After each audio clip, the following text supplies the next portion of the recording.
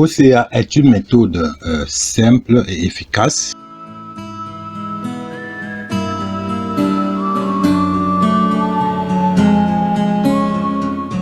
le système OCA. C'est un système en 3 points.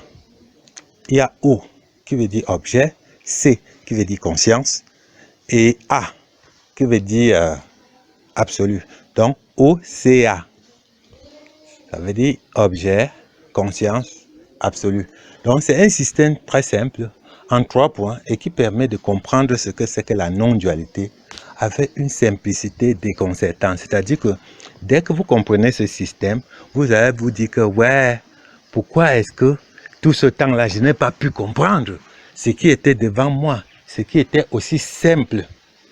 Donc le système OCA, c'est un système mis au point afin que quiconque a accès à ce système, quiconque essaie d'écouter ce système, de le lire, de prendre conscience, de comprendre ce système, va comprendre non seulement la non-dualité, doit comprendre le mystère d'Adam et doit comprendre également tous les mystères en fait, puisque dès qu'il y a un déclic qui permet de comprendre un mystère, en fait le mystère primordial, le mystère, alors vous allez comprendre instantanément et immédiatement tous les autres mystères. C'est-à-dire, tous les autres mystères doivent devenir évidents devant vous. Donc, OCA, c'est vraiment un système qu'il faut essayer de comprendre parce que ça nous explique tout. Donc, le O, c'est l'objet. En fait, si nous prenons l'équivalent au niveau du christianisme, ça dit que le O correspond à l'objet et ça correspond en fait au Saint-Esprit. Et le C correspond à la conscience. Et ça correspond à ce niveau-là au Christ ou au Fils. Et le A, qui est l'absolu, va correspondre tout simplement au Père. Et nous avons la Sainte Trinité, qui est le Père, le Fils et le Saint-Esprit. Mais ici, nous partons du Saint-Esprit, du Fils et du Père. Pourquoi? Parce que nous voulons rentrer vers le Père, en fait.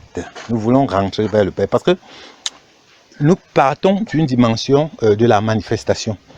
Nous partons de la dimension objective, donc de l'objet, et nous devons atterrir au niveau de la conscience et la transcender pour atteindre également l'absolu. Bien, donc c'est en quelque sorte l'équivalent au niveau du christianisme, c'est le Saint-Esprit, le Fils et le Père. Donc c'est un système élémentaire, c'est un système simple et que tout le monde peut comprendre.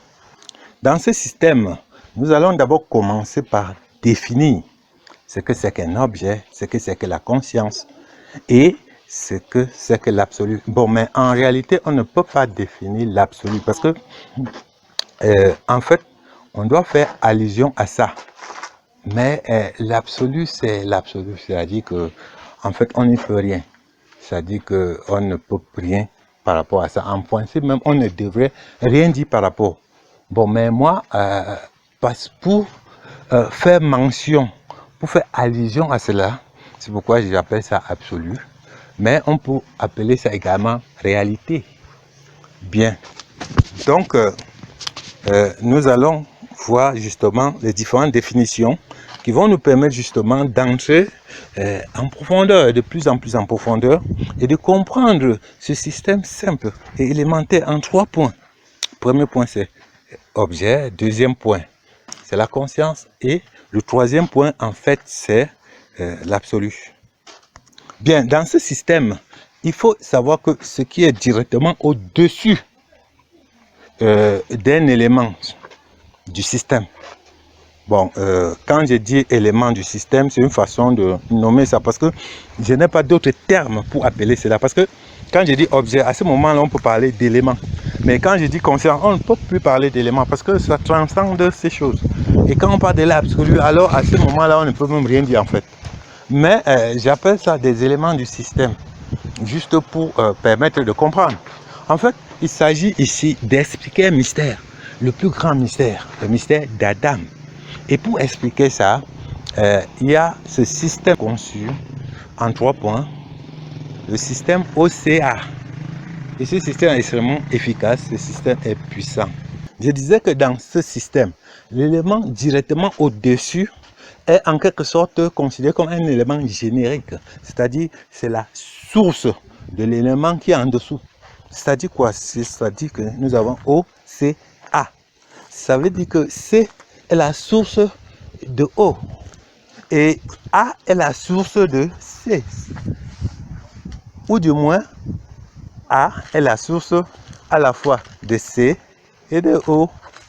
C'est-à-dire que l'élément directement au-dessus, c'est l'élément générique. C'est lui qui génère. C'est de là où dérive l'élément directement en dessous. Ou bien tout ce qui va descendre vers le bas.